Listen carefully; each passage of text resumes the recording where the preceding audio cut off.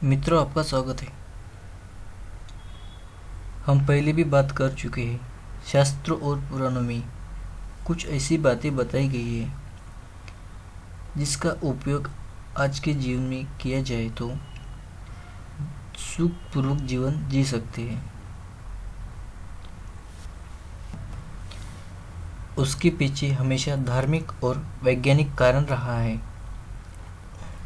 उसी तरह शास्त्रों में बताया गया है कि रात्रि में कुछ कार्यों को नुकसानदायक कहा है।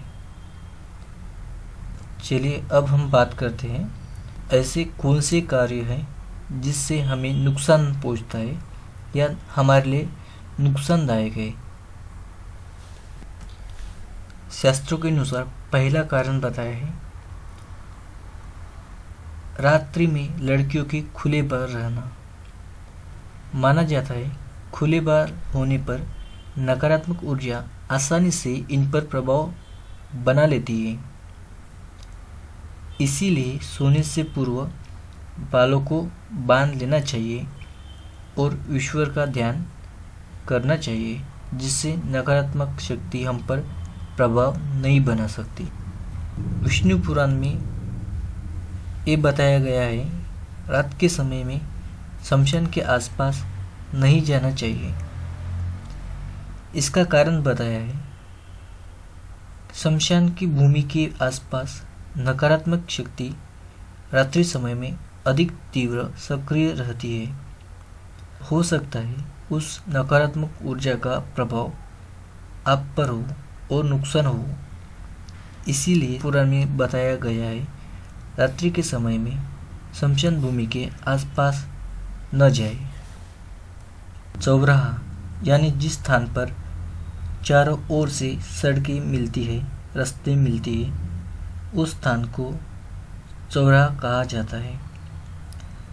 उस स्थान पर भी रात के समय नहीं जाना चाहिए। उसका कारण बताया है चौराहा संधि स्थल माना जाता है। इसीलिए यहाँ नकारात्मक शक्ति रात्रि समय में अधिक तीव्र सक्रिय रहती है। कभी कभी देखा गया है साधक या तांत्रिक या मांत्रिक या जादू टोना वाले कुछ प्रक्रिया भी करते हैं, मतलब चौरस्ता पे। हो सकता है उस नकारात्मक ऊर्जा हमारा कुछ नुकसान करे। इसीलिए शास्त्रों में कहा है रात्रि समय में चौराहा पर जाना नहीं चाहिए।